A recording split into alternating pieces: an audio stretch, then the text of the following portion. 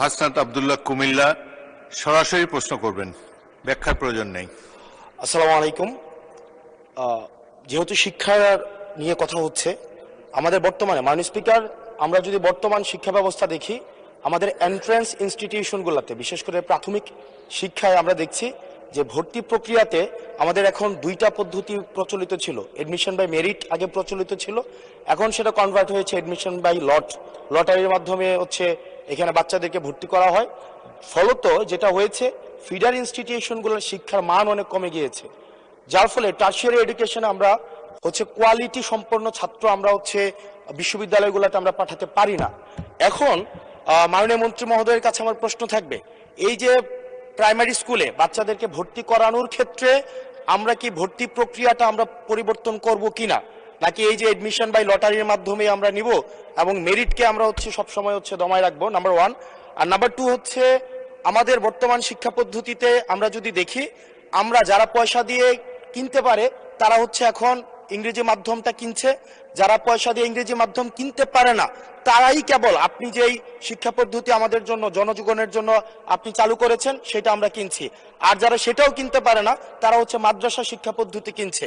আপনার কাছে প্রশ্ন যে আমাদের বর্তমানে একটা দেশে এই তিনটা শিক্ষা পদ্ধতি যেটা অর্থনৈতিক অবস্থার উপরে নির্ভর করে চলে, এই তিনটা শিক্ষা পদ্ধতি জিয়ে রেখে আপনার কি মনে হয় যে আপনি একটা ইনক্লুসিভ শিক্ষা পদ্ধতি নিয়ে আমাদের দেশটাকে আগায় নিতে পারবেন? ধন্যবাদ। মূল প্রশ্ন ছিল জাহাঙ্গীর হোসেনের, মাননীয় সদস্য, সারা দেশে প্রাথমিক ও গণশিক্ষার উন্নয়নে কোনো প্রকল্প গ্রহণ করা হইয়াছে কিনা, হইলে তাহা কি? এখন তো ইন জেনারেল আমরা ডিসকাশনে চলে গিয়েছি, তবুও মাননীয় মন্ত্রী আপনি ইচ্ছা করলে উত্তর দিতে পারেন। ধন্যবাদ মাননীয় স্পিকার, ধন্যবাদ মাননীয় সংসদ সদস্যকে। যদিও তিনি ব্যাপকভাবে প্রশ্ন করেছেন, আমরা আশা করি এই মহান সংসদে এই বিষয়গুলি আলোচনা হওয়ার প্রয়োজন রয়েছে এবং তিনি করছেন। মূলত আমাদের দেশে শিক্ষা ব্যবস্থার জন্য রুরাল অ্যান্ড আরবান দুইটি সেকশন রয়েছে। এখন গ্রামীণ জনপদে যে প্রতিষ্ঠানগুলো রয়েছে সেখানে প্রি প্রাইমারি স্কুল রয়েছে এবং ছাত্র সংখ্যা এতটা কম্পিটিটিভ নয়, সেই কারণে সেখানে ভর্তি সমস্যা তেমন একটা হচ্ছে না। ঢাকা শহরগুলোতে আমাদের এই প্রাথমিক স্তরে ভর্তির একটি সমস্যা রয়েছে। এই জটিলতা নিরসনের জন্য বিগত সরকার লটারি সিস্টেম করেছিল, যেটা আদৌ আমার মনে হয় না যুক্তিসঙ্গত।